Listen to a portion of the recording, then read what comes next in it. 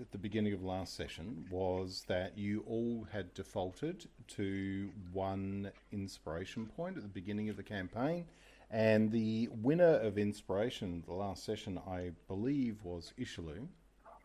Mhm.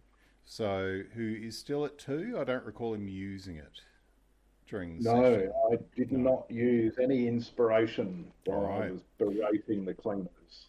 Yes, you were. While you were berating the dwarves to their perfect architecture. Yeah. So what I would suggest is we get the inspiration roll order out the way. Now, Izhilu is not ruled out, but I would ask that Izhilu, Ben, you roll it for this week. Yeah. So if I get a D6 there. See, take one level of inspiration off the character or DM. Oh, Roll it no. again. It's going to be me. Roll it again. 4. Izhilu. So Wow. I Is the don't know. camera going? Yep. Yeah, it's gone. So Caleb, I don't. I'm not quite sure how much detail you picked up in the recording of the last session, but what we're doing in this campaign is the person who wins or loses inspiration is our starting point narratively for each session, right? The why and the where.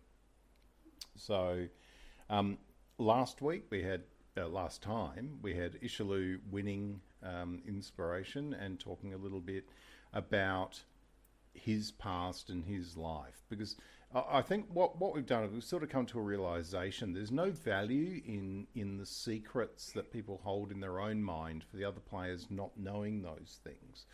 Not acting on them is something completely different, right? Being aware that the character has that in their background, noting their character, their own character, cannot act on those things.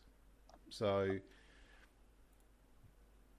given what happened last session, what I'll say is, Izhilu, as you walk back into the Drake's Chalice, behind Windrah, who clearly has identified Pakrondees from the famous Knot of Cosai Kroth, one of the 2 main and most famous knots in the Order, as she identifies him as a quasi-uncle, because her father is a member of that knot, and she starts, like enthusiastically pushing her way through the crowd of the Drake's Chalice with such excitement, because she hasn't actually seen him one-to-one for some time. There's this And what was his name? Did you say it was Parkentoff? Parkentoff? Well, it could be now. I like Parkentoff. But no, it is not. That's his brother. This is Pakrondees, right? Oh, Pakrondees, right. Yeah, that's right. Yeah, Pakrondoff is his brother. So you see him sitting there, and there's this sudden drop of your gut, this sense of foreboding that comes out of the fact that he's sitting there with. You have seen him before from a distance, but being with the Knot for less than a year, you haven't really interacted with him, but you know the story. He was being ordained into the Soul Blades. He was going to be an assassin for hire, and at some point morally he stepped away from that path, and came into the Knot of Cosai Kroth. From your experiences earlier, and from your observation of the timelines that you saw in the Chamber of Records, you recognised his knot because of how often Windrah would describe these things. And your brains have been trained to hear a name and visualise the knot that defines it in the language of the Order. all you can remember is standing in the Hall of Records, and when you were looking at the strands hanging from the original cord, you clearly recall the fact of the proximity of Pakrondees' knot adjacent to Gazanolt's, before Gazanolt's was taken away and taken over to your own. And the intricacy of what you defined as the simplicity of the order had just become so complicated.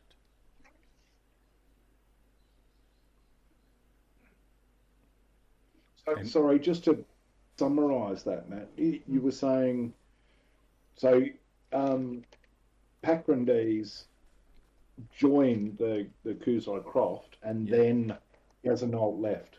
Around the same time. Because if you recall, your character is the only one that got a sense of the timeline divisions. Mm-hmm. So while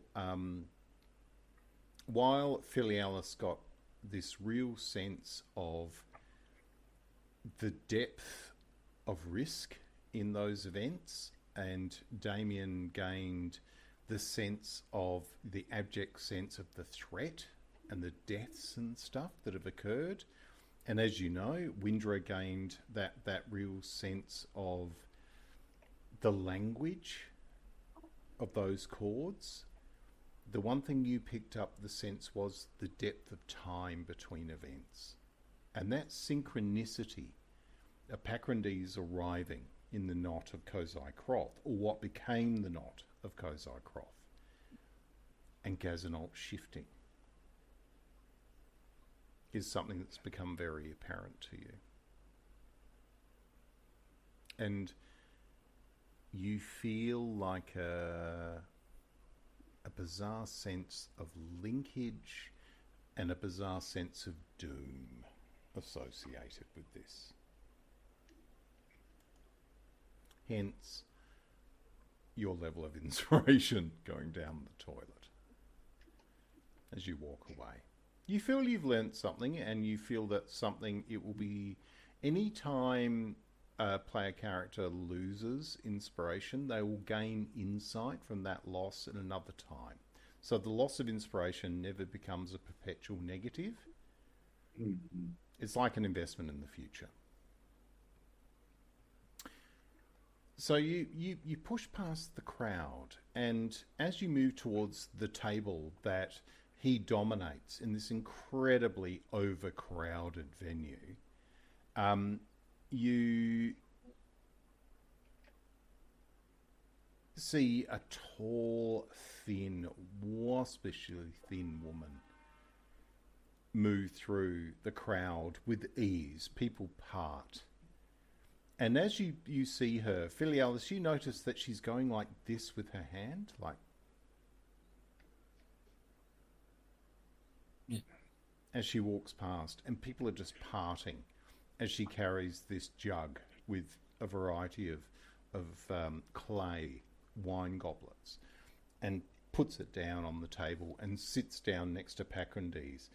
And you look up, and she locks eyes with you, Filialis, because she's wearing the same sort of frayed sort of outfit as you. She's wearing quite an ornate dress for your line of work, but her travel cloak is green, clearly made by the same tailor in the village, you know, from the whole point.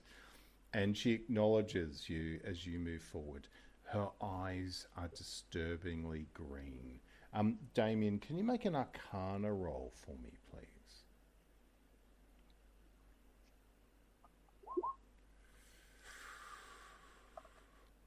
As you walk forward, Damian, you feel like a pressure in the back of your head, like the sense of a headache, but you don't feel a threat.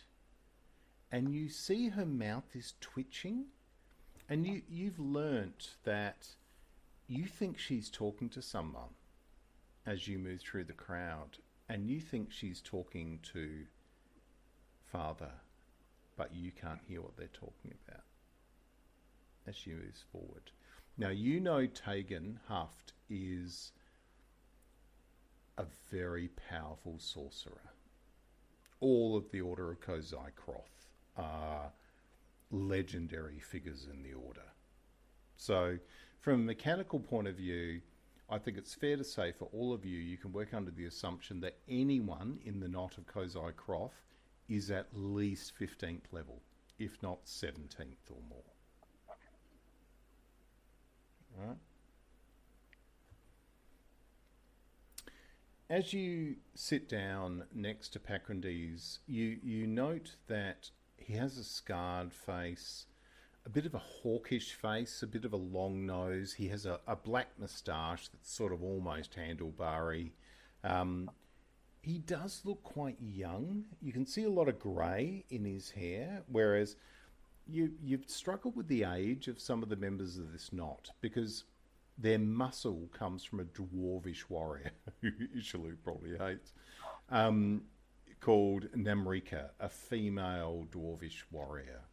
And she's legendary in her destructive prowess, but she looks like the youngest because she's a dwarf hybrid, similar to a Stormborn, and she looks young compared to the age of her human party members, because the remainder of the Knot of Cosai Kroth are all human, apart from Namrika.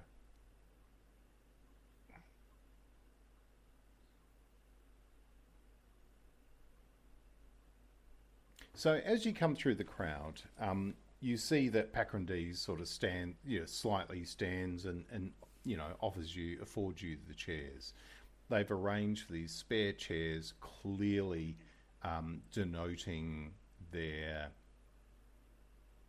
abject strength in the Order, because nobody's encroaching on their space, right?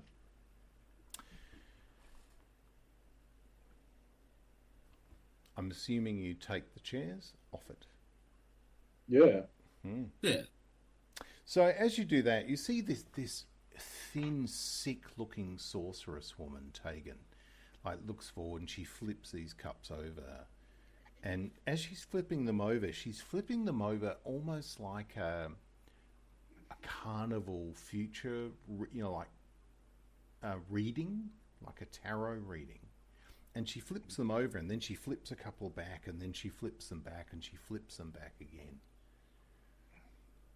And Ben, can I ask you to roll again on the inspiration guideline, that 1d6 table?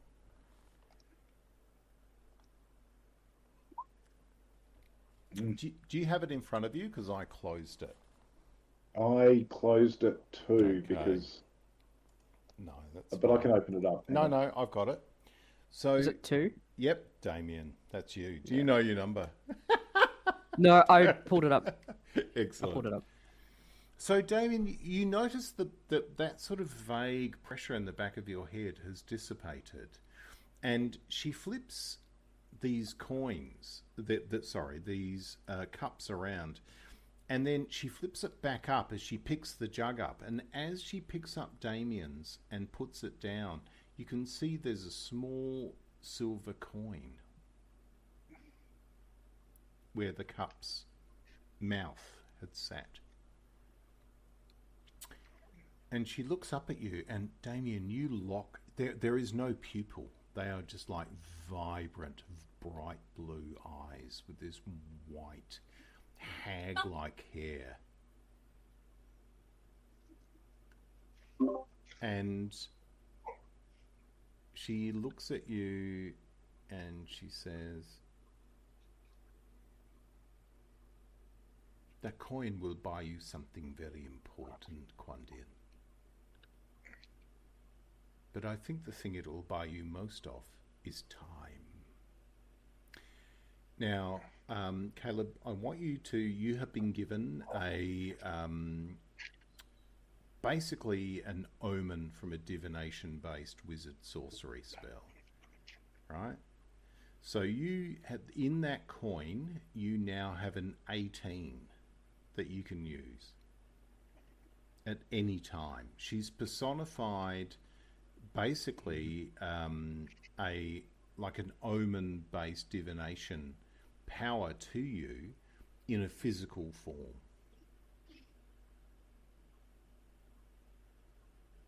And as she pushes the coin across to you with these like spiderly thin fingers and a cracked nail, dirty cracked nail, she puts it across from you and she said, "That is from your father."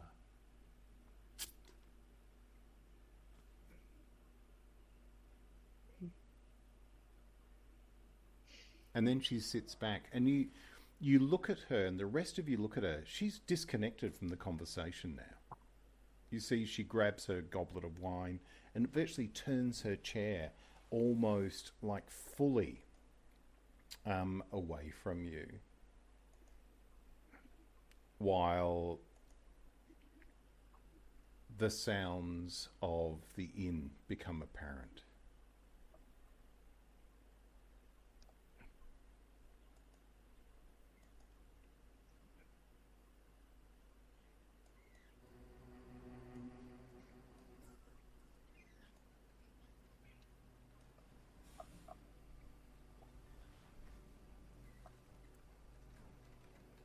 Did you hear about that guy who killed the troll?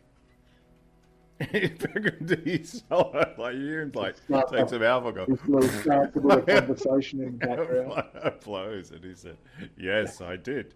I've also heard the troll has grown from 10 feet tall to 20 feet tall in every telling." He goes, "It is a good story for you, Izhilu, and one you should build upon." And he turns around and he stands up and suddenly goes, "Play something happy. Enough of this."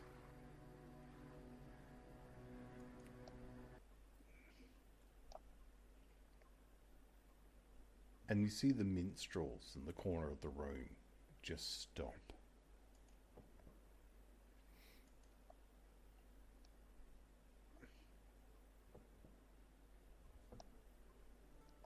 And the noises of the tavern reassert themselves. It was almost like the whole place went quiet as you went to the table.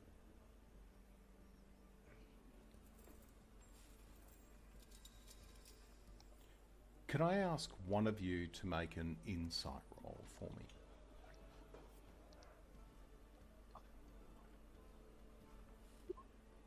Wow.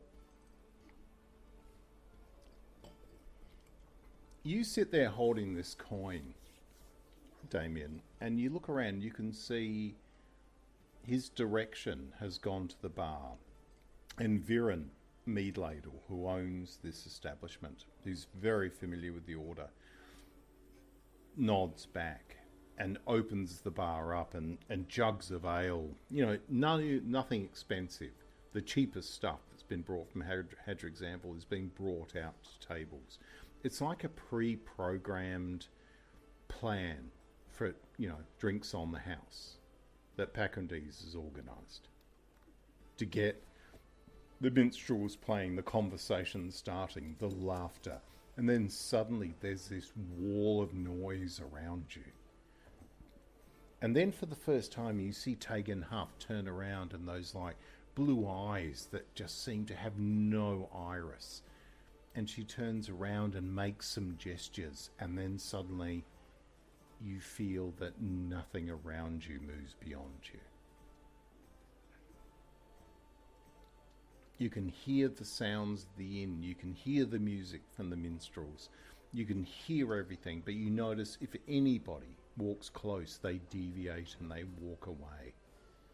And she puts the wine down and just puts her head down, and you can see like beads of sweat just coming down off her emaciated visage and just dropping down into her ornate dress. She's basically created this sort of mental shell around you. And you see Pakrondees looks up and goes, "Very well, it's time we talk." And he grabs the large jug, the pewter jug of wine, and pours another goblet. You will have noted you were not invited to the conclave this afternoon. We did notice that.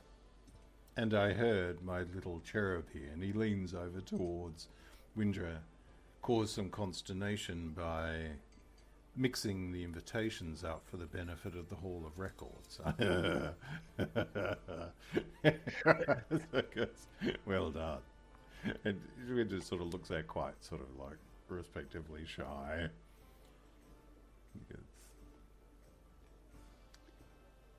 You have a commission.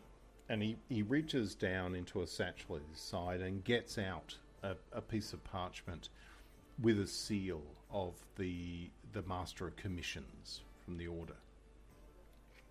The seal is broken.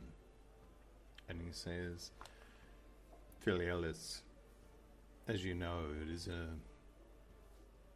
it is not right that a seal is broken before a tire sees this, but I must explain to you why. But he hands you the commission. I take it hand and sort of, I'll open it and sort of start reading. Start reading it? Okay. So what I'll say to you is you read a commission which basically has been written very promptly. It doesn't seem to have the formality of a normal commission. And in that, it is directing you to return to Fetchwood. Because it appears when you went into the caves of Baydar and lost your companion, Imladi, there were meant to be 2 items there in that repository that you collected. The 3-footed small bowl that you've returned was there. But there was meant to be something else, and it describes it as like an amphora style object, but it has 4 handles. So like a goblet with a thin opening. It has 4 handles, and on the nib of each of the handles, where your thumb would go if you're holding a mug, has 4 Savyn effigies of the 4 main Savyn tribes. So basically what they're describing is a Savyn relic of some form. Sure.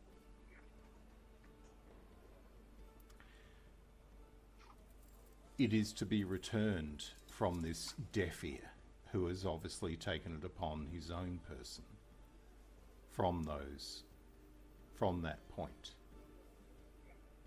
and return to the Order as quickly as possible. And Pakrondees leans forward and he goes, now I must explain why your commission was opened. The vessel you seek was used to hide something recent within it. It is ancient, no doubt, but it was kept here for centuries as an object to protect it from destruction with the dispossession of the Savyn people. It has been in the possession of the Order for 400 years or more. The concerning part is it was held in the chamber of the Spider Seal.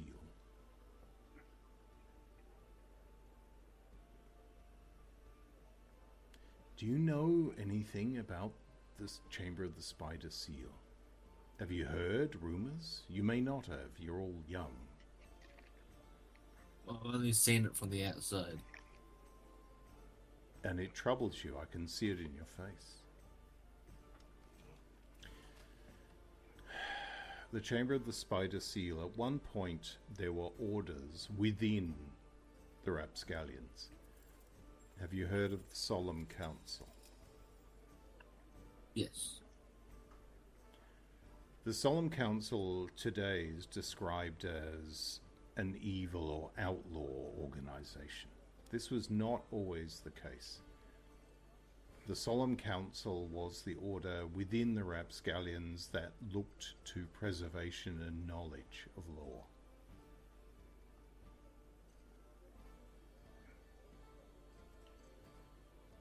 The Chamber of the Spider Seal, to our knowledge, to official knowledge, has not been opened in over 100 years. And yet, Deafear finds that 7 relic in the cave of Beda.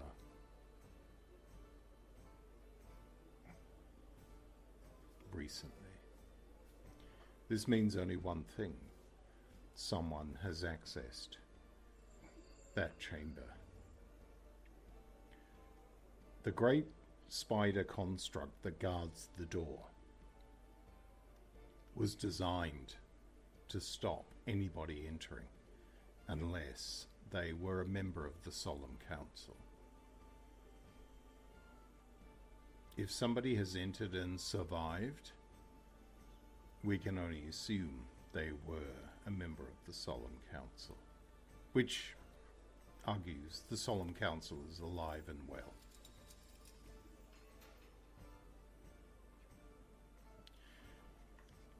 But we don't know until we get that amphora. And we need you, Filialis, to help us work out how to open it.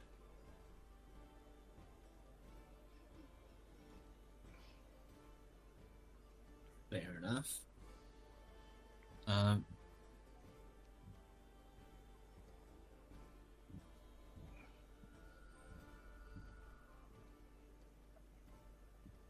Let me be We'll very need some- sorry, go ahead. Yeah. We'll need some more protection from those darn lungflies, but I think we are of the view that it has been removed from the cave, and Deafear has it. And we are concerned about Imladi's death. Because the equipment you were provided with to enter the caves of Beda and return with what you have successfully returned with, there is clear tampering with at least one set of equipment. And you see Tegan Huff looks around and looks at you and looks at Damian. And she says, what does the voice of sleep think about why it was Imladi and not you?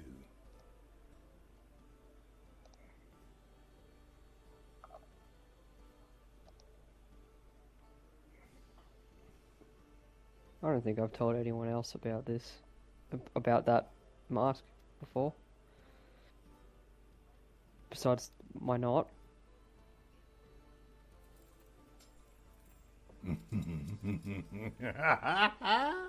And she takes her goblet of wine and turns back. It looks at Pakrondees and goes, they're going to die. She turns back, grabs the jug, pours more wine, turns her chair around with this grinding noise to the back of you and goes back looking at the minstrels from the side. And then she flips her head back and goes, by all means, keep talking to dead people. He seems like a pleasure to be around. And you see Pakrondees looks back and goes, Tegan has always been interesting, but I would argue she's probably the most powerful person in Ilath as we speak.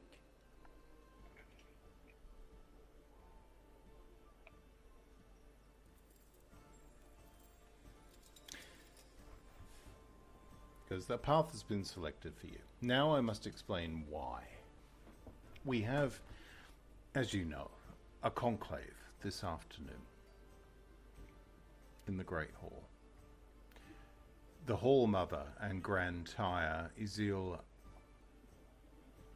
wants 3 of the knots underway with the commission. I'll explain why. 2 great things have happened recently. The first, the Duke of Hadring's Anvil's envoy has arrived today with 3 unusual visitors from the north.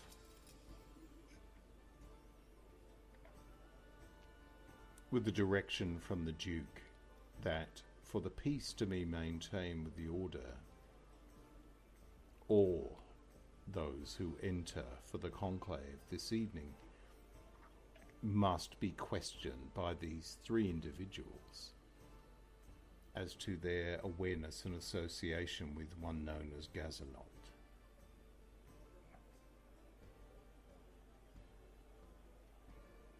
Second, King Dagon, or as he likes to be called, Magor now, is making a significant push for the role of protector of Ilath. And to do so, he needs the support of the bishops of the Holy Sigil. We have been told that 2 days gone, a bishop militant from the Order St. Puritas has arrived in the capital with a decree from the autarch approving the use of forbidden powers by the Order of St. Puritas in the pursuit of holy truth. So, for the first time, a priest of the Sigil can wield the power they condemn.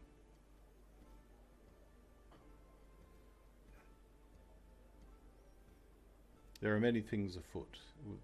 Balath is destabilized with their king's death and the loss and disappearance of the heir, a child, and the disappearance of the queen.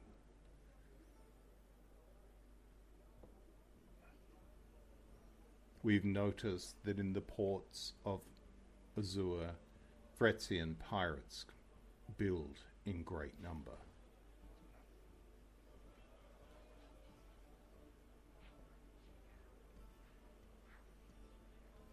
There are answers to be had, but they're not ones we choose to give to these inquisitors from the north.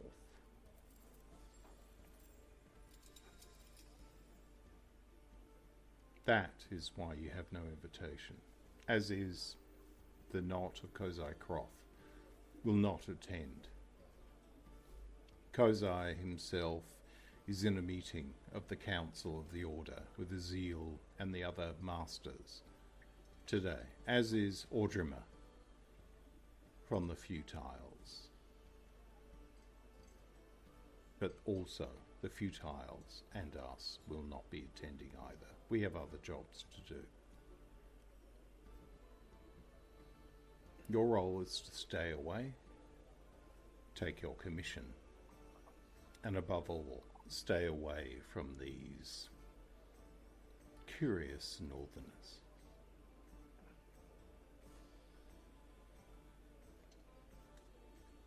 And you see, like, out of the silence, you see Tegan she's being aware of what's going on. So, like, when food arrives, she lets that pass. When more wine arrives at the table, she lets that pass. But you can see as people walk away, you can see, like, they become, as they walk in, they lose any sense of inquisitiveness. It's like they become autonomic within this field. And then they put the trays, the food down, they turn around, they walk out.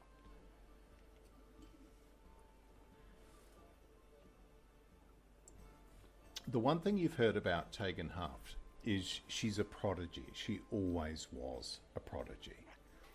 But she's insanely loyal to Cosai Kroth.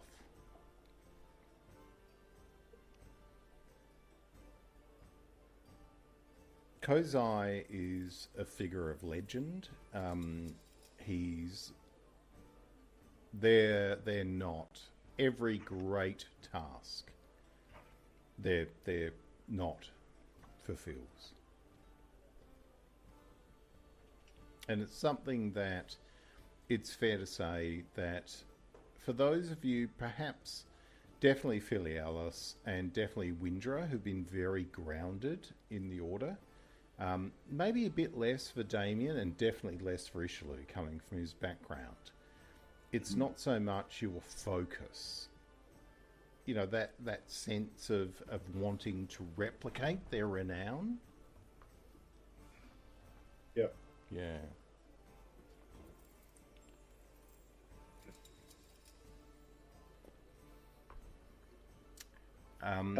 Yeah, go ahead. What was I know that Gazanol was a member of the Cosai Kroth. What was the other one he was a member of? Do we? No, you don't know. You saw the strands, the connecting strands, and you have a mental image of the knots they went to. But Izhilu, you have no sense of where that went.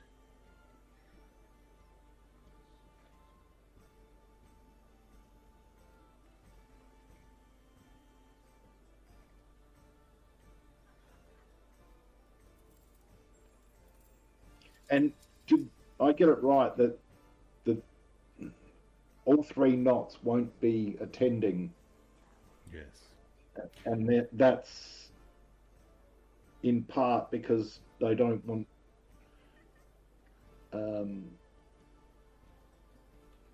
any questions regarding Gazanov to be answered by the members. Right. Yeah. So whoever these three strangers are, they don't want you, the Knot of Cosai Kroth or the Knot of the Futiles, to be queried by them. And those strangers have been sanctioned by the bishops of San Puritas. No, two separate points. The Inquisitors are being sanctioned by the King via the Duke of Hadring's Anvil. Yeah. The Order of St. Puritas is being sanctioned by the King Dagon because he is making his claim to become the Overking or the Protector of Ilath. There seems to be some power broking, and it looks like old King Dagon has made a deal.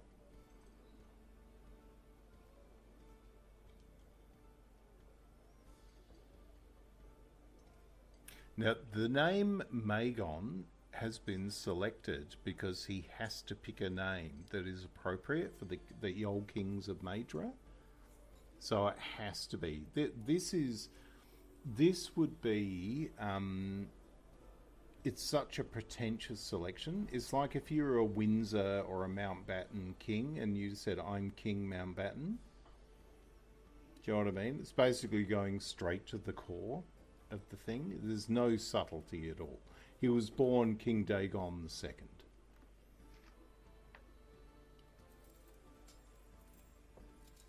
Or he's known generally as Dagon One Eye because he had his eye cut out in a fight when he was young.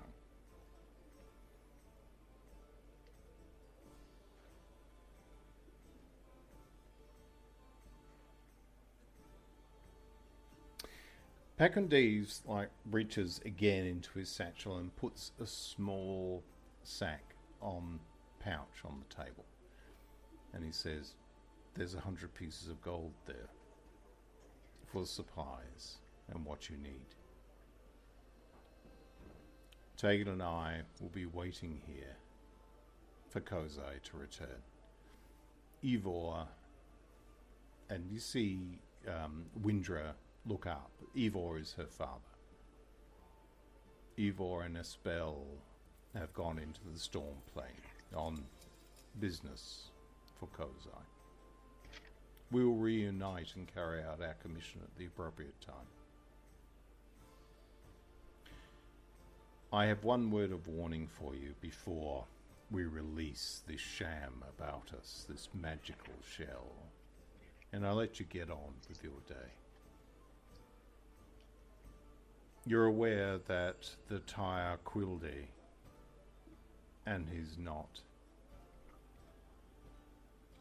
have been paying close attention to you on your arrival back here.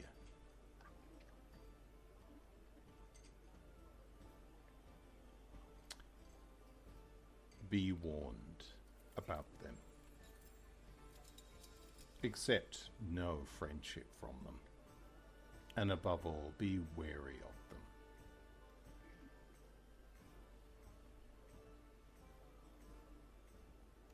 For they have sold their service to more than the Lady of Luck.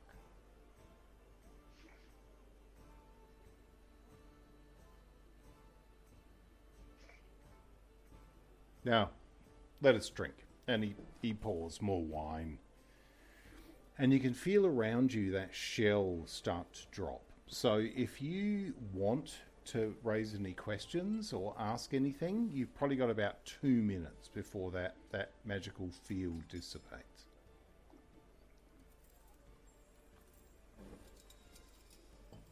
I still don't understand why the commission had to be open.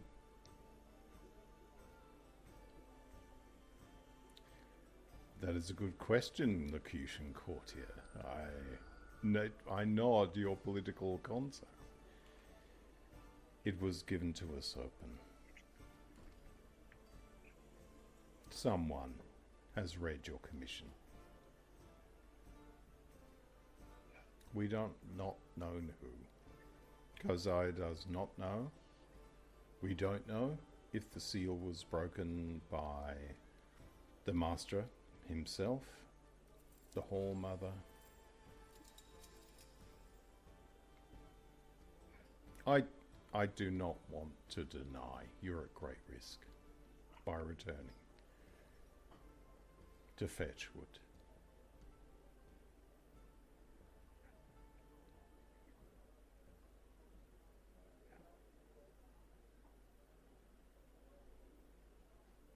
Okay, any last questions before Tegan's field starts to drop?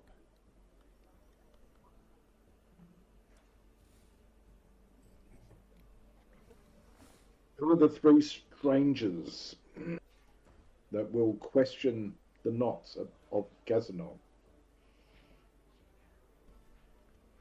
Have you heard of the Aveni? Sorry, come again?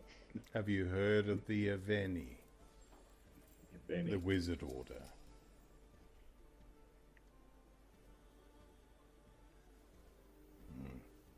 They're an order of 4 wizards from Brodaria.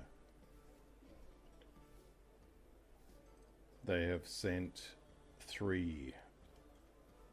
Apparently they travel in 3. Interlocutors, they're called. They have a guard supporting them by a hunter.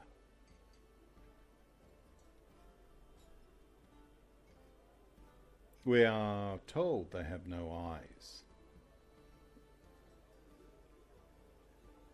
They are spellcasters who have been modified to seek truths.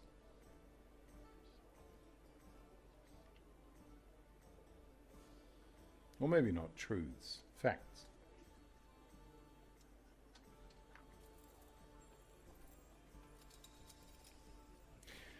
He reaches back and he pulls a bag that's down by his side and he puts it up and he says, "There are some healing preparations here for all of you."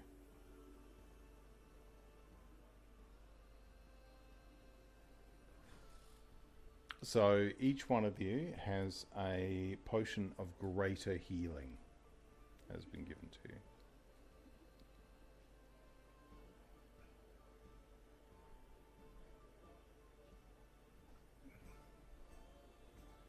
At that point, the spell dissipates, and Viren walks over herself and says, "Ah, such great and long-time friends, both old and new." And she said, And she says, I've changed the straw in the loft. Your puppies have somewhat soiled it.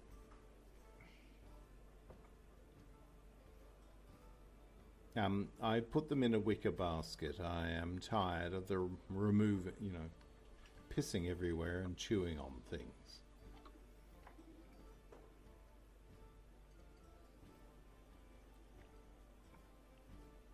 And Pakrondees gets up, and Tegan is still facing the wrong way. He turns around and puts his hand on the back of her head and says, "Come, Tegan, time to go." And you see his drift globe on his shoulder, like floats up. And you see it watches you and everybody around, and you realise that drift globe has more function than what you think. It's monitoring risk all around you and not differentiating where that risk comes from. So as you see, he gets up and moves through the crowd, almost helping Tegan. Like Tegan seems to maybe have like an arthritic sort of development later in life. He sort of supports her through the crowd, and you see this drift globe is floating behind him on his shoulder, switching and swiveling with sharp movements as things happen as he leaves. And you're in the tavern, the music's playing, whatever Pakrondees paid for is working. The ale is going. Since yesterday, where there wasn't a great deal here, with all the knots coming into town and cleaning everything out, obviously the supplies from Hadring's Anvilhall are in abundance. And you can see there's a great deal of merrymaking underway. I'll hand them a gold piece just for their troubles with the hound upstairs. Mm-hmm. Mm-hmm. And she takes that and she goes, "They're pissing on expensive hay, Filialis, but I'll take it." And she puts it into her pouch.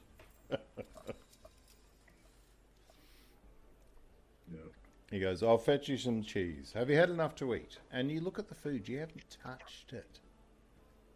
And when you look on the table, there's roast chicken, there's like vegetable stews, there's like vegetable spreads with salt. Salt inland is a little bit hard to get hold of, but nice salted vegetable spreads and dried bread like lavash. All this food has been there the whole time, but you've been so focused on Pakrondees and Tegan as they've left.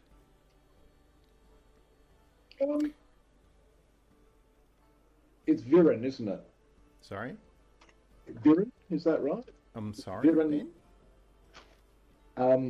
sorry, is Viren the halfling inn owner? Oh, Viren, yes. Yeah. Who's with you now, yeah. So Viren she keeps her hair quite short, tied back in a bit of a bob. She's also what's called the weather staff for Ispenvale, so she's sort of like the mayor as well. Right. Yeah. So, look, I ask if she's seen Quill Day around anywhere. Looking at the gold piece that Filialis has obviously deposited to her hand. Now, I will say to you, Izhilu, that while your locution methodology is usually related to gold and payment, that's what you know. You're developing a sense that Viren's loyalty to the Knot of Cosai Kroth has rubbed off onto you guys. They seem to trust you, and so does she. So this lady is very much an ally. It's got nothing to do with the money, from her standpoint. So, And it's taken you a little while to pick that up. But yeah, she's definitely not a paid sort of retainer. Yeah. No, it's definitely a foreign concept. Yeah. Yeah, and for you, that's so alien from the court of the Obrak. Yeah.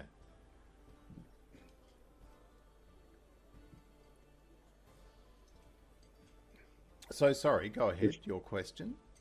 Oh, my question was if she's seen a Quill Day around. Ah, yes, that bloody soul-selling weasel. Yep.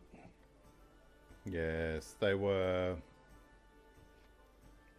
You know, it's funny you say that, Izhilu. And she pulls one of the vacant chairs up.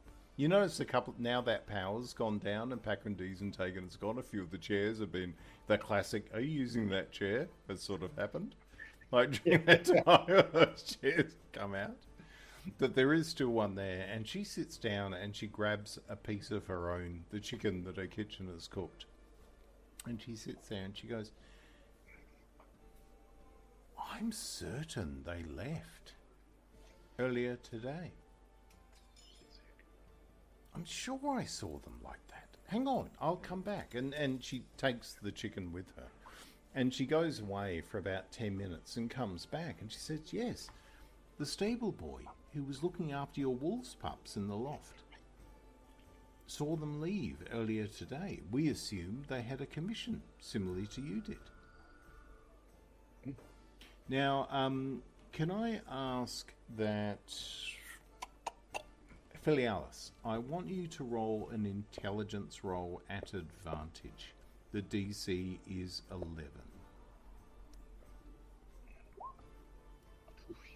Oh. There's something about that bugs you. Something about that disturbs you no end. And maybe it's the wine, maybe it's the fact that when you were looking at the spider construct in the hall, like you just felt so tired today.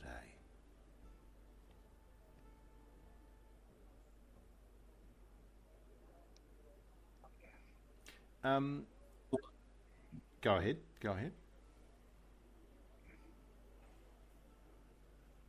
No, I just said I'll just eat a little bit and then... Think.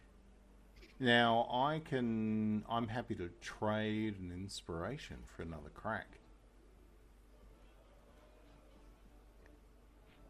Oh, that sounds like a good enough idea. All right, go ahead. Yeah. Another roll at advantage. Oh, so good. All right, you just made it. So you're sitting there, you're eating and you know chewing on a sort of a pork rib or whatever, and you're eating away and you think, Pakrondees said you were the only 3 knots that had a dispensation not to come. If they've left, they're either now outlaw or they were given a dispensation under the Master of Commissions. Now I want you to make an insight roll, but no advantage. The thing that troubles you, Filialis, is about the seal being broken on your own commission. And are you being lied to? Are they being lied to if they've already left? What's going on? You got to a point where you're struggling to find out, who do you believe? Now, can I ask Damian to make a medical roll? You've been cogitating on this all day. All right. 16. You think back to Imladi's body in the Hall of Records where the assessment was made for the cause of death, and you think back to your own sense of relief where the medic of the order effectively ratified your knot for doing what they did, which was effectively killing a member of their own knot to stop the spread of gorgent lungfly in the cave. There's something medically that troubles you that seems to have passed them, Damian.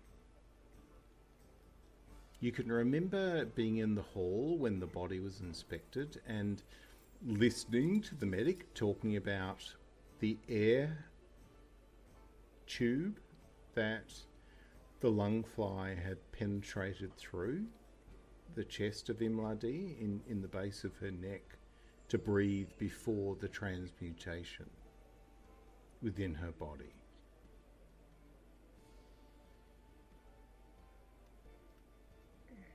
It's troubling you.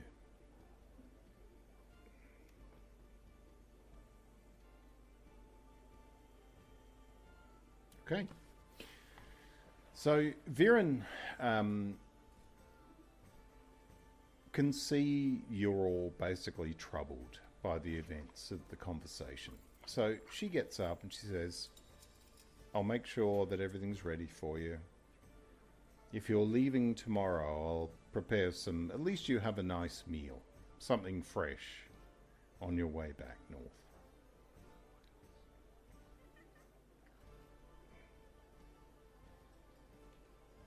And walks away from the table. Filialis, what say you? Do we go to the hall? No one has said that we shouldn't go to the hall.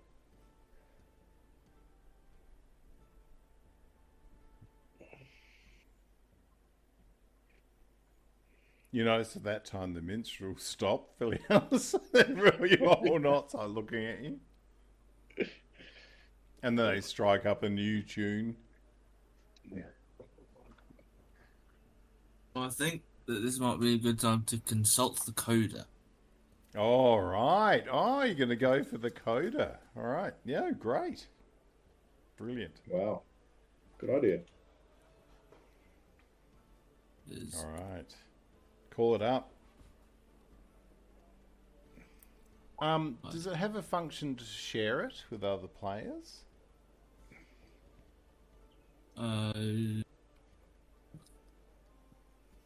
Let me have a look.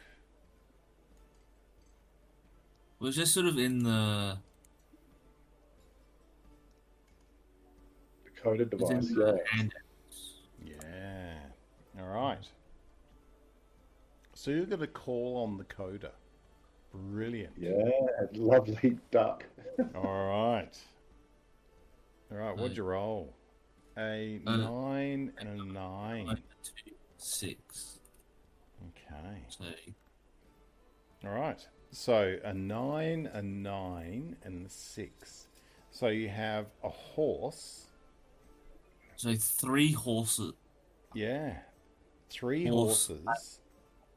At 2 a.m. At 2 a.m. All right. Warm. Yeah. Okay. 2 a.m. So you're going to wait. Now, yeah. I would think that implies that we should probably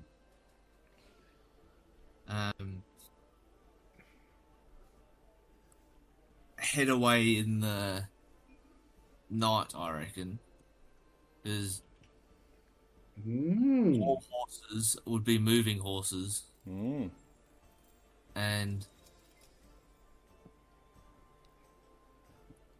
there's clearly something is afoot here. All right. So, Tom, take an inspiration Yeah, for I calling think that's for the great. coda. So the coda is saying that 3 horses at 2 a.m. and there has something to do with warmth as part of it. Yes. Okay. Damian, when Filialis pronounces the outcome of the coda, you hear a voice in your head that goes, at least someone is thinking about your future existence.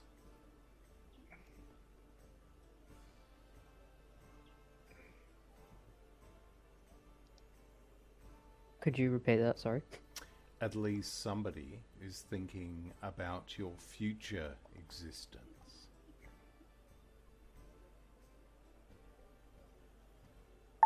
Okay. Now, also, I will say to you, Damian, when Tegan and Pakrondees was leaving, almost using a semi-prophetic outcome, when they reached the door, you turned around and at the last minute, Tegan half turned around and she went like this.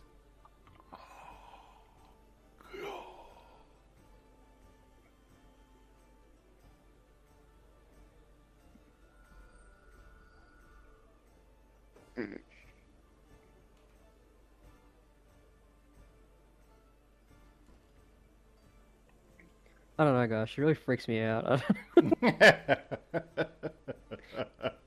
She's gotta just be fucking with me at this point. Like, But she's given you an 18 to use when the time is right.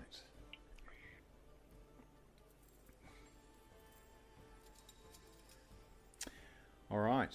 So you pop away the coda from the table, and now can I ask you, Filialis,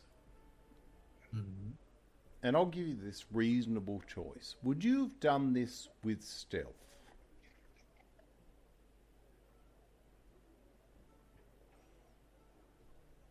No, well, because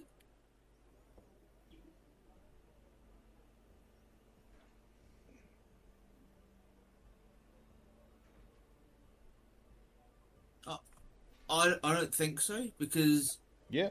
this is Yeah. and that has Great. Yeah. it has lots of Rapscallions in it, so people would be used to people. You would have felt seeing confident. Yeah, it's a codas. normal And practice. because, Yep. and because everyone around us would have seen it, because I guess it would be standard practice for Rapscallions to look at that code after they get given a Yeah, commission. completely agree with you. Great answer. So I'm going to say here, just going to roll the dice. Okay. That's the level that others were aware you'd done it.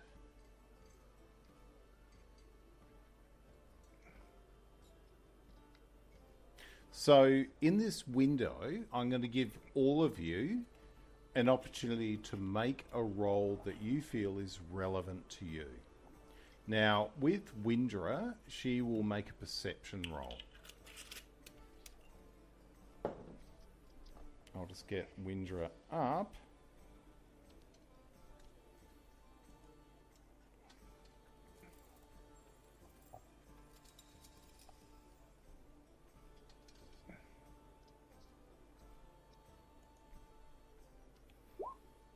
Ooh, 13. So I'm going to say that Windrah only got to the point of recognizing and focusing on what you were doing. The rest of you, what are you doing? I can't decide. So, subconsciously, I'm going to play with the coin that Tegan gave me, and just flip it in my hands. All right. Figure out which one I'm picking.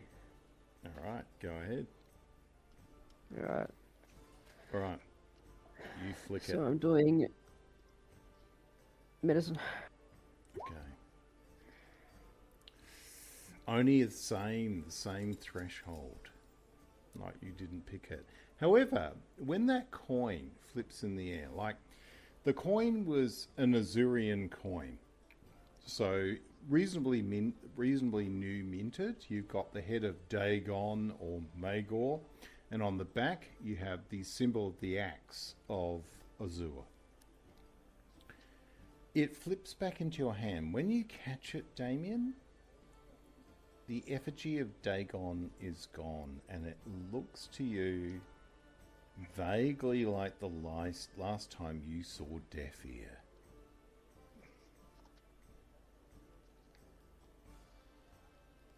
Mm-hmm. You put it in your pouch, you pull it back out, and the coin looks like Deafear. Like it's transmuted in the air as it falls down. All right, so we are only left with Filialis or with Izhilu. Are they using a skill in that period relative to the boundary of 13? I'm going to insight, I reckon. Okay. Oh, okay. I'm going to let Izhilu roll. Whatever Izhilu is planning to do first, let's do that. Izhilu is because I imagine the Knot of Cosai Kroth is well known, and people, although there was a mine shell, they would have realised that we were maybe we were talking with them. Mm-hmm. So I'm just going to look around for, and it's really if anyone's looking at this rolling of the coda business, and they're sort of, if they're being too, just anyone who's taking too much notice, and I'm going to just go with intimidation. Oh, okay, not quite, unfortunately. I spill my drink. On my... Okay. Yeah. What I'm going to say for that very good roll on insight for Filialis is, Filialis, you look up as the coda is rolled, and you know someone was watching you, and you know they've left. You didn't pick them up. You saw what looked to be like a black and silver cloth leave through the door. But you know that person was very aware of what you were doing.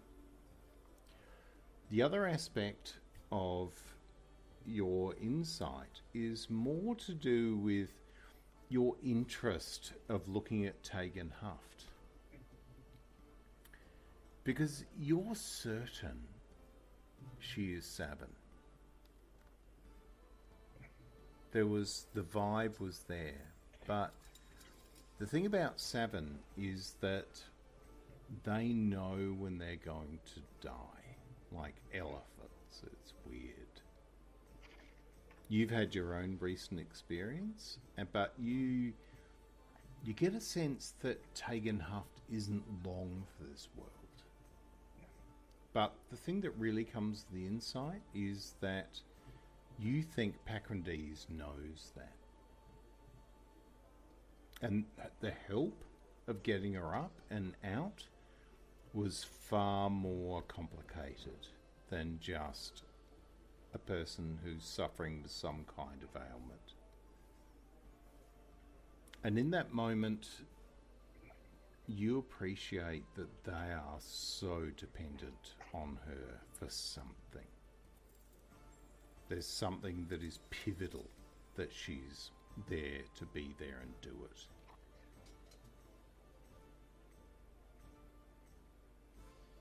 But There was definitely somebody watching the Coda report.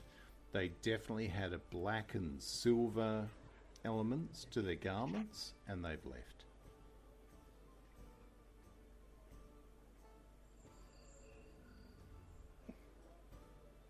So, you now know. You have 3. You have horses. You have 2 a.m.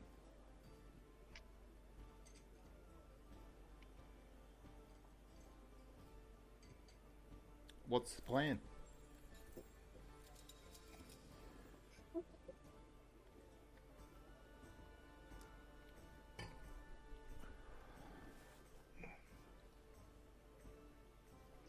I am not in favour of being questioned by the Eveni, but nor am I in favour of not attending a function that we've all been asked to attend, for they may have found our missing invitation. All right, so the night carries on. What's the plan? You going on a bender for the afternoon before 4 o'clock to watch the rest of your companions leave, given your decision? What's the plan? Because they gradually start filtering out. You can see that most of your Order brothers and sisters are perturbed by the nature of this unexpected event. There's never been a conclave like this. You sort of, for those of you who are a little bit learned, it's happened during great periods of disruption and war in Ilath, but rarely since.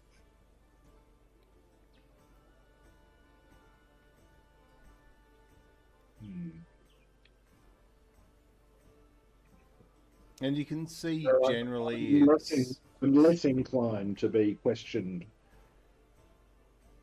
about my past than I am curious. Yeah. Or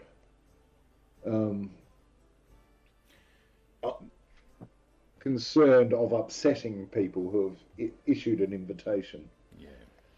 Izhilu, I'll let you have a intelligence roll at advantage about the Eveni.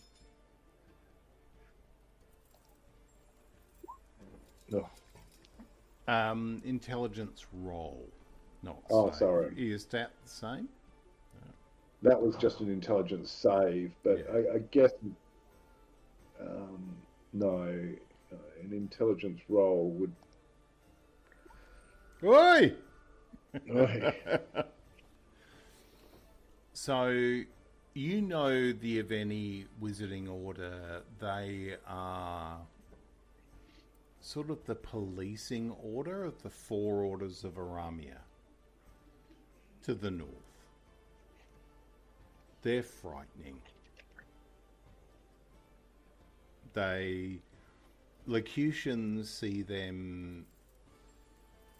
The Eveni are referred to, the translation of the word Eveni into locution are the mind rapists.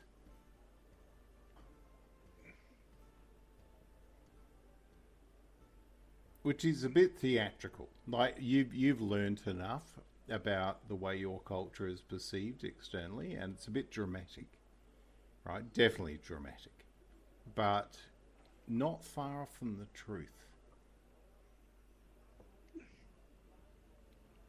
You're aware that from an arcane perspective, 3 of them, there are few beings on Aramia, on the planet, that could resist their truth-saying. You understand they have a sophisticated spell protocol where the 3 of them target 1 person. So mechanically in D&D, think of Zone of Truth by 3. Oh, okay. Wow. Yeah.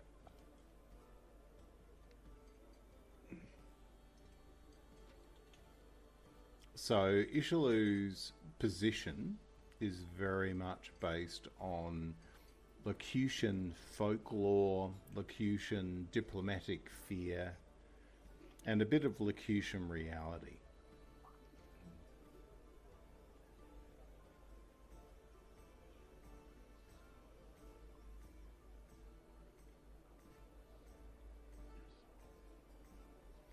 Okay, so you notice as the crowd starts to dissipate and less and less members of the knot are in the room. The music from the bards dissipates. It's not a great performance, but I don't know if you've seen that episode in. No, so Israel gets up and sort of brushes himself off, and as if he's going to leave, but he keeps, and then he'll sit down again. A bit like,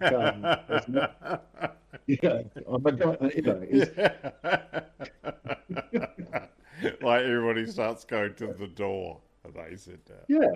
Yeah, that's right. All right, what about Filialis and Damian? You can see Filialis other tires of, for want of a better term, lesser knots acknowledge you, show you respect as they call for their team to move in.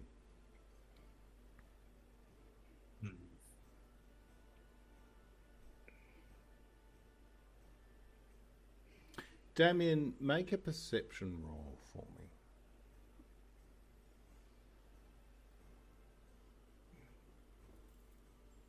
Okay. You're watching and you can hear father come through the back of your mind. It goes, they're frightened. Look at them. And you watch as you go through and you can see they are. This hasn't happened before. He goes, they do not understand. The only fear is the point of death and the joy that comes from going beyond that point.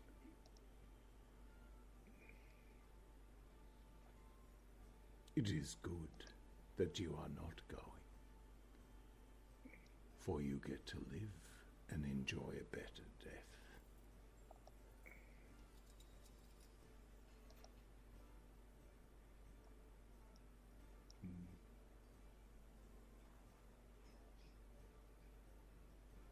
Yes, but I can't hear that. But I'm going to build on me.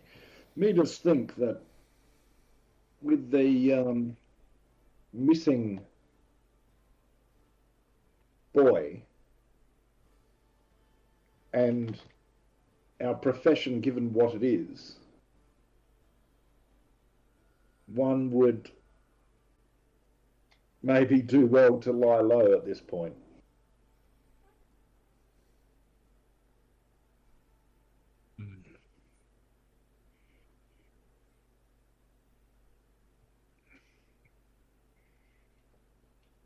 You see Viren comes through and she's sort of like cleaning tables and stuff.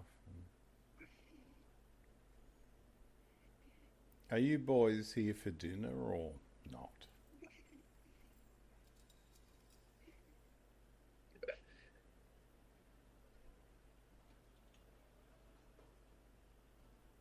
We shall, well, what say you, Damian and Filialis?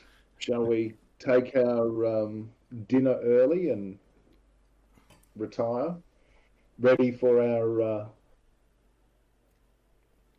departure to find the horses?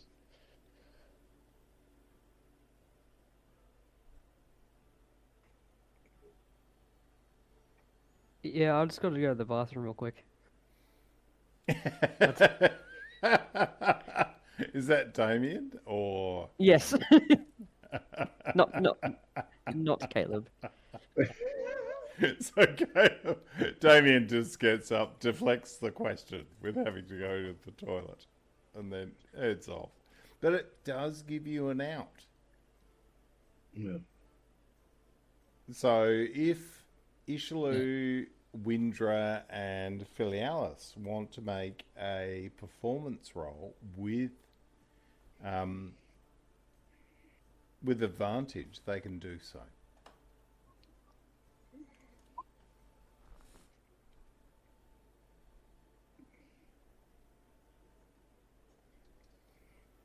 All right. So that's the 18. Sorry, which one's that? Okay, so we'll say the 18. And the other knots, as they leave, acknowledge that Damian, who's from a higher tier knot, is going to relieve himself. And they acknowledge that. And you can see that the actual stigma dissipates. You know, you're in the bar, you're in the pub, you're in the inn, you're drinking, you're eating. You're waiting for a very, very weird situation. And they acknowledge that as the last of them leave.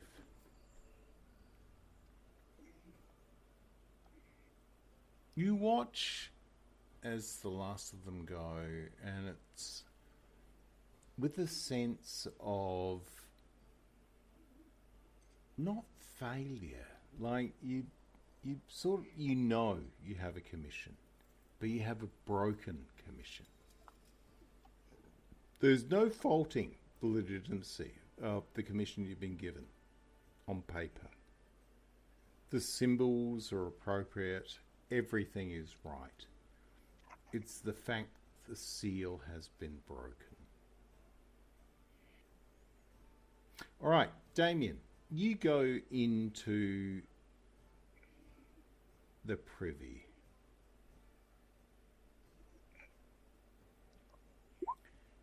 You open... Are you cleaning the privy?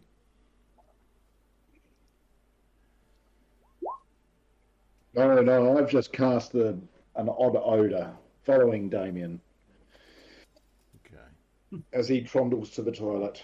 Okay. An odd odour. So that works out well. Take your inspiration back, Izhilu. You are doing well. Okay. Damian, you go into the privy outside. You walk in, you open the door to a stall because it's a number 2. You need, right? You open the door, you walk in. It's not clean, it's not great. You're still like irritated by the fact that Izhilu has made fart smells around you while you left for the sake of authenticity. You are thinking to yourself, why do I keep acknowledging Windrah, the fact that you know that she spits into a mug to give you coffee? But you keep playing the fool, right?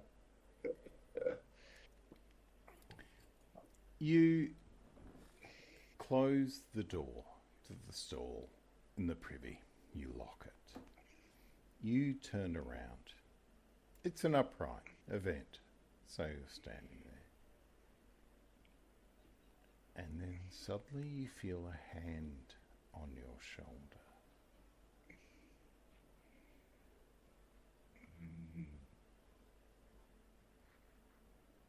You look to your right where the hand is, and you see these long, almost translucent fingers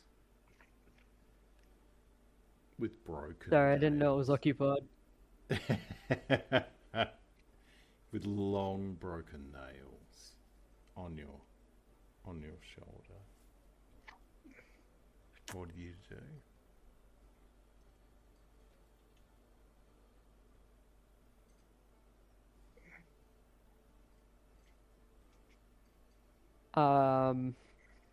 Yeah, sorry,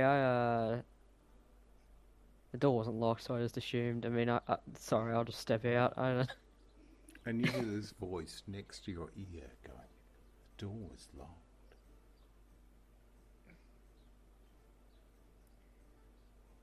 Maybe you want me here.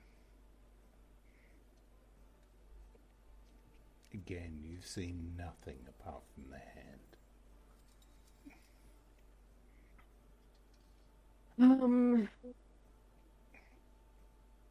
Where's my thingy, Bobby? What's it? That. Okay. When you turn back, you see that that hand radiates undead energy, but nothing like you've ever seen before. Like it's undead in stasis. There's a force of life outside it, but the undead underneath.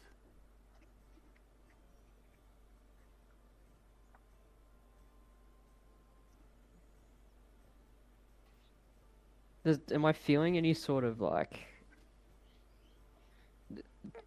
Can I feel the hand actually there? Yeah. Can I feel a presence? Yeah. You can feel the body behind you. Even to the point, like, you look down slightly to your left and you can see what looks to be like dark green taffeta.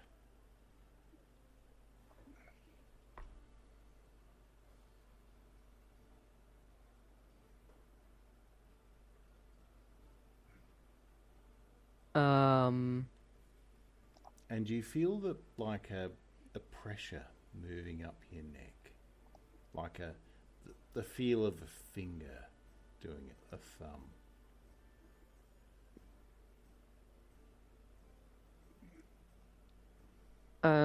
Can I turn around and see who it is? Okay. Give me a strength, an athletics roll.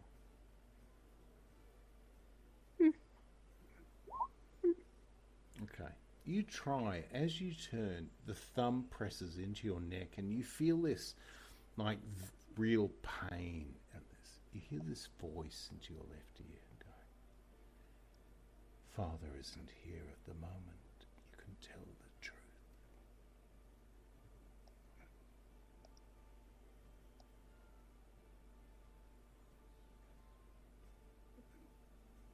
And she goes, "Oh, you're sweating."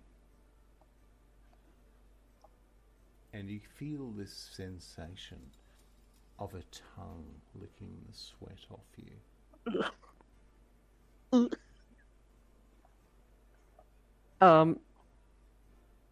It's not gonna work. I'm gonna try casting Hold Person. Okay, go ahead. All right. Okay, let's roll the DC. Wisdom save, it's not gonna work.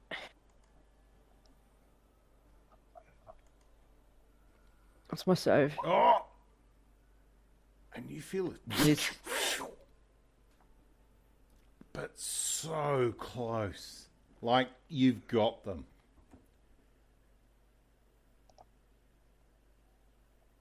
And you feel this thing, and you feel a second hand touching across your eyes. And you see that the fingers almost replicate the position of the voice of sleep on your face. Bad And touch, then bad touch, And bad then touch. the hold comes into effect.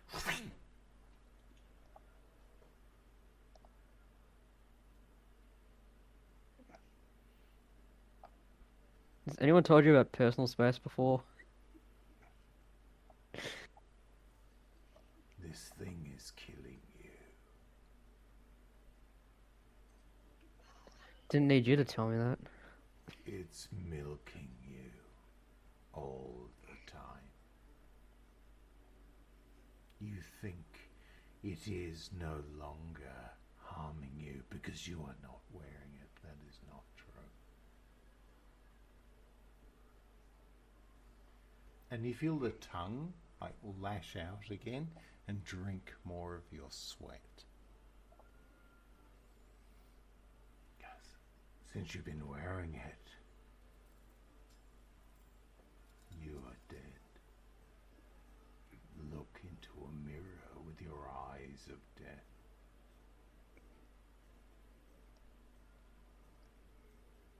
You and I have the same bond. We are both the victim of a dead god.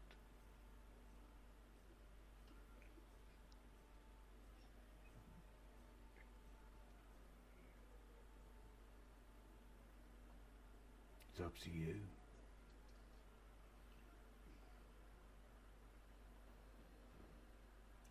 Sorry? It's up to you. She can't move. This female visions in your mind. Your hold worked. But that effigy is holding your head.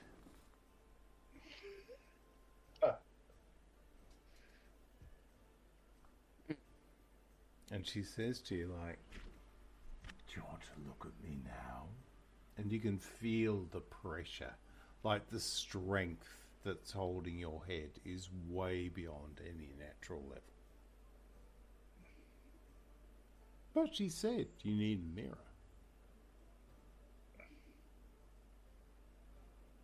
a mirror. I'll hold up the bone saw and use that as a mirror. So you're going to try and do it. behind Yeah, okay. So, like, you sort of wrestle the back and you try and get the back and you flip it over the top. Like, this entity can't work. And as you drop it down, you see in the vague light, like, there's candles in here, right? Like, burning down quietly. And you catch this effigy of this white marked face where you can see veins and stuff in the face, but only a hint of it, like this much, that's being blocked by your own shoulder because you are taller. And as you turn the saw down to look, you swear this effigy, this long tongue comes out around your ear and you see it's just harvesting the sweat around that. And you look up and you see it sort of, it winks at you while you're looking at it. This sort of quasi-elven sort of shape of eye and tattoos that look like a road map on its face.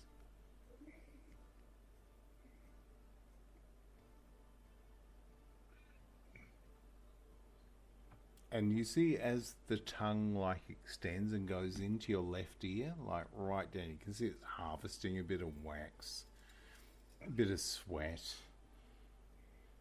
And goes, did that make you feel better?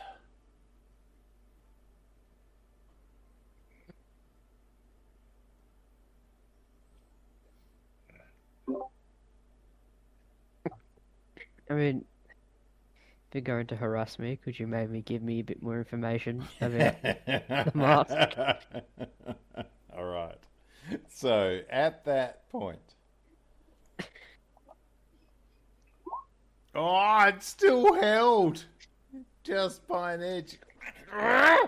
And you can see this time it gets frustrated. And it goes, they're all going to die. But none of them taste as good as you, because you're already dead. And you see the tongue comes out and is licking the sweat off your cheek. He goes, they're no good to me yet. And I wish them well. You're strong, Damian. You're strong. You can trap individuals in the public toilet at your end. For that end, I'm impressed. I'll give you 3 facts. Are you ready? The spider will kill your fox.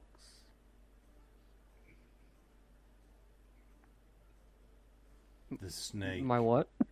Your fox. Mm-hmm. The spider will kill your badger.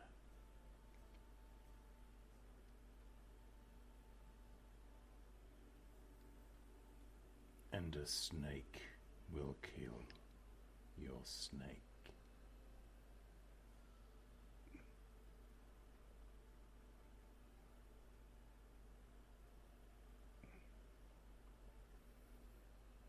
And when the time comes and you feel the tongue like tickle, like the meatus of your ear, and it goes. And when the time comes,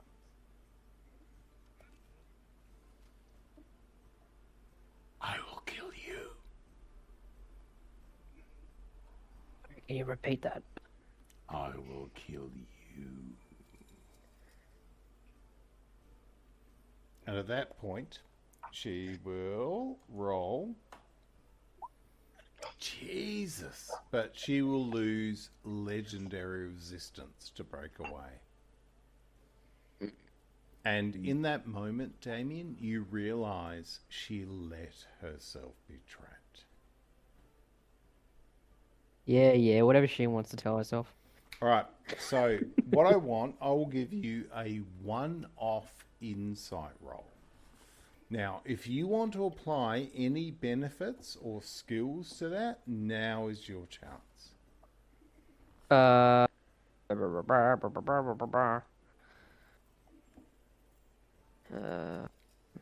can only really guide myself, I guess. Anyway. You have an inspiration. I can tell you that. I got 2 of them. I might as well use 1. No, you wouldn't have had 2 unless you picked up 1 since the start of this campaign. Well, didn't it get re-rolled? Sorry. Today? Oh, I didn't read that wrong. No, so like you've had 1 since the start. Okay. Mm-hmm. Alright. That's fine. Sure, fuck it. I'll use it. Alright, so using guidance as well. Yep. Okay. My insight's pretty good anyway, but we'll see how we go. Okay, And 17 with 4. your... Yeah? So 19. 19. Alright, let me roll.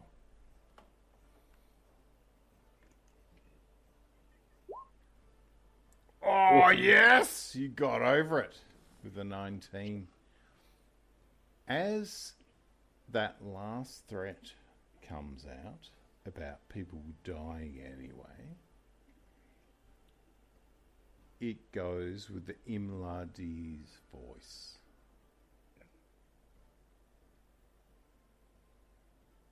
Okay.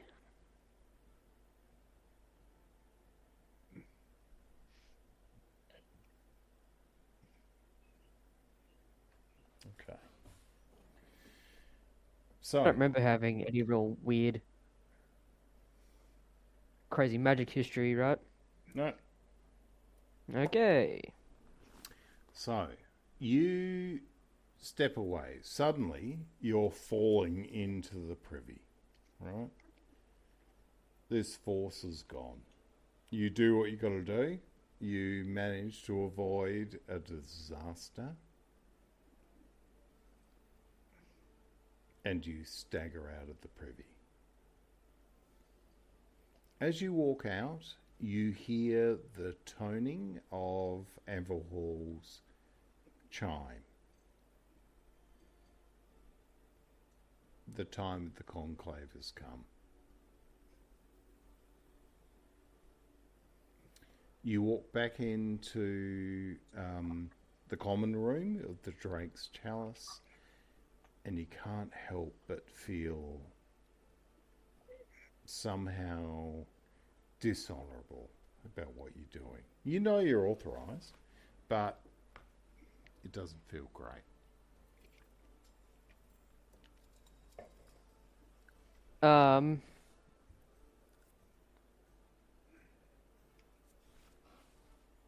want to... Hang on, let me double check how long this actually takes.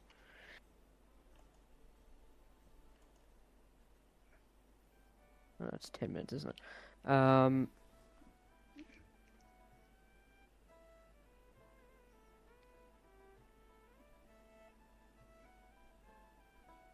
Okay, I'll wait, actually. See what everyone's doing while I was getting busy, I guess.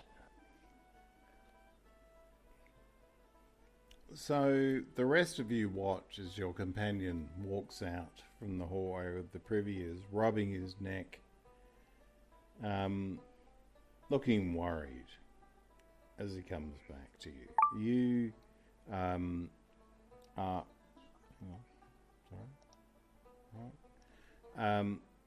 the rest of you are waiting in the common room. Everybody's gone. It's empty.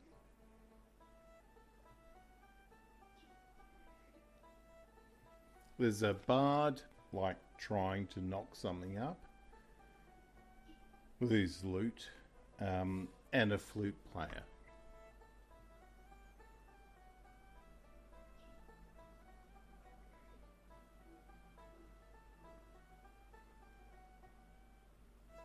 Where is the door to the attic? Like, can we sort of walk out, come around the back, and then go up to the attic? Yeah, definitely. Goes through the barn. Yep.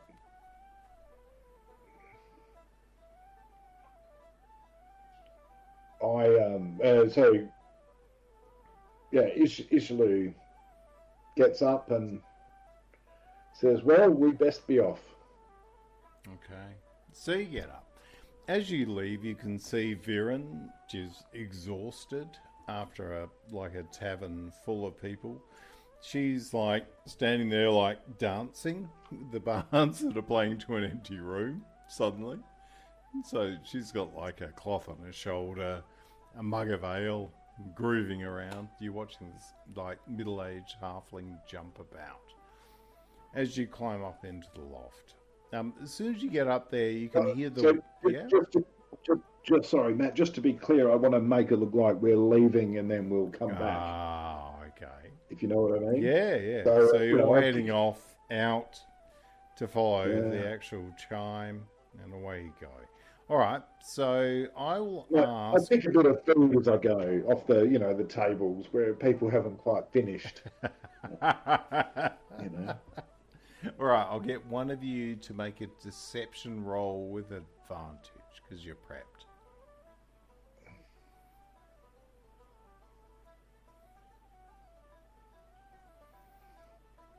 Go on, Damian. All right, then. All right, so 15. You can see there's no one there to care. You walk out, you make it look like you're doing the right thing, you circle back to your digs up through the ladder to the top, and you can see as you get up there, there's a whining of your of your wolf pups in the basket. When did we feed them last? No, it's all right. You've got a stable boy who's doing a good job. So everything's all right. So what's your plan? Are you leaving now? Are you going to wait till 2 a.m. for the 3 horses?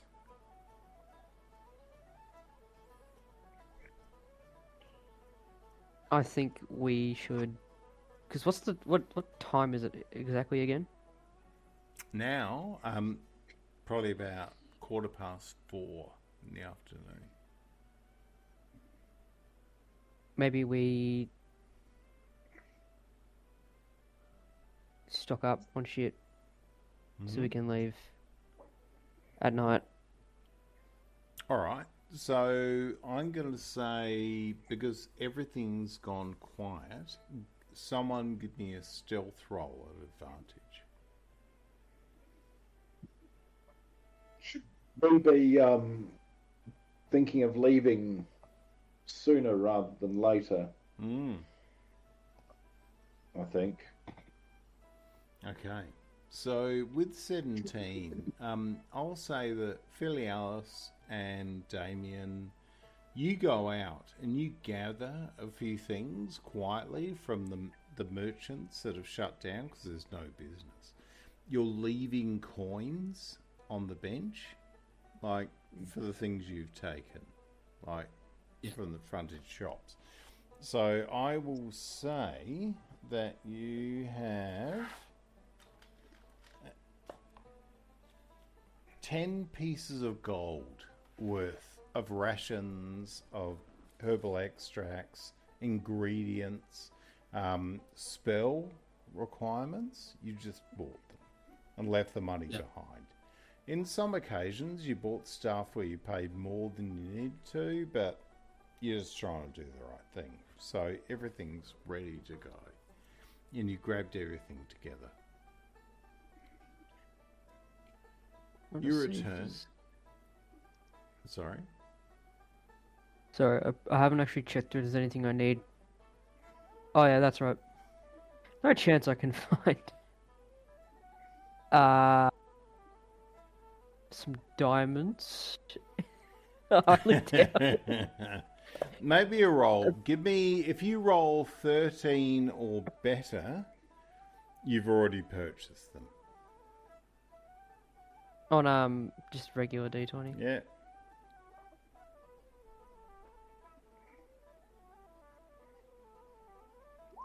All right. How much did you need? A lot. Have you got the money? As much as I can get. I don't know. I don't carry much on me, but I might be able to borrow some from the Knot Tire if it was How much do you need? pre-discussed. Well, minimum I need 300 gold worth. How much cash you carrying, Ty? Well, I've still got the 190 golds in the bag of holding. Right. And we do have 95 gold left from the stuff that we just got given. So we do have about 280 gold pieces. I could theoretically use all of our money to buy one Revivify, but All right. I don't really want to. Give me I don't think I want to do that. Give me a performance roll. Nah, you got to pay 300, mate. Yeah. Nah, don't look. I'm not using all my money. It's a good idea, but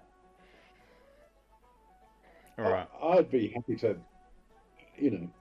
Chuck money in. comes and goes. So you're chucking in, Izhilu?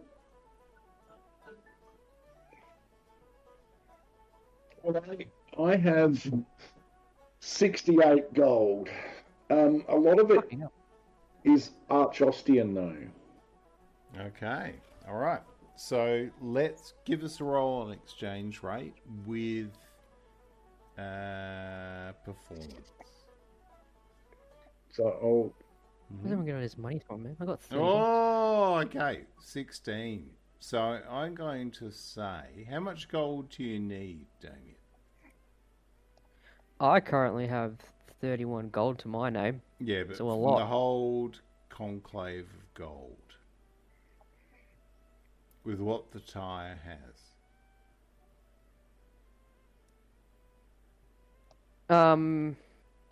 If we pulled together all of the gold that we have communally plus mine, I have enough to buy one spell. Okay. Without the deal that Izhilu's negotiating? Without. Okay. So I'm going to say that Izhilu steps in with the merchant, and we're talking about the price of the diamond. And for 16, I'm going to say you can get the diamond for about 270 gold.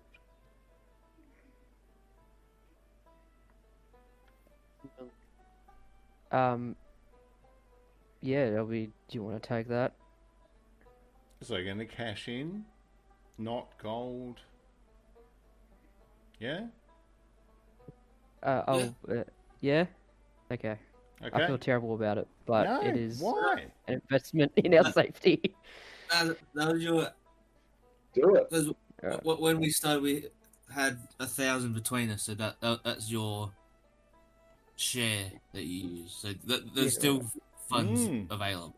And Okay. everybody's thrilled you've bought what you need to bring somebody back from the dead. So that works out well. So I will put in all of my gold for it because it Okay. again feels like it is my purchase.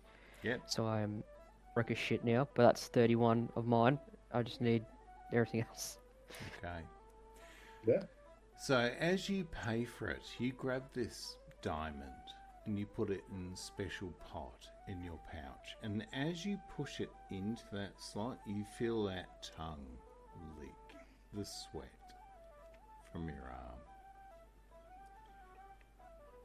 as you do it. And now, from now, every time you make a hard decision, that tongue will be there behind you. I was already indecisive. All right, guys. I think Annie's not here. Yeah. 2 and a bit hours. I reckon we're good. You're prepping, so we've gone. This is cool. We've gone 5 hours without combat. That's good. From my perspective. May not be from yours. But there we go. No, the story set up really well, Matt. Yep. It was a, So There's, you're heading north to Deafear. Damian continues to be a broke uni student. Yeah. Yeah. Having his leer zicked. His Yeah. ears zicked by the tax man. Yeah. I work in hospitality, man. Don't do this to me. I know, but Damien 100% worked at like Fantasy McDonald's, and he's just haunted. All right. Thanks, guys. Hopefully we'll get a full crew next week. Yeah. We can move on. But yeah. Cool. All All right. right. no, very good. Very thought-provoking, Matt. Okay. Very thought-provoking. I can see us just being in trouble with everyone. Yeah, but that's the goal. I mean, you know, you want an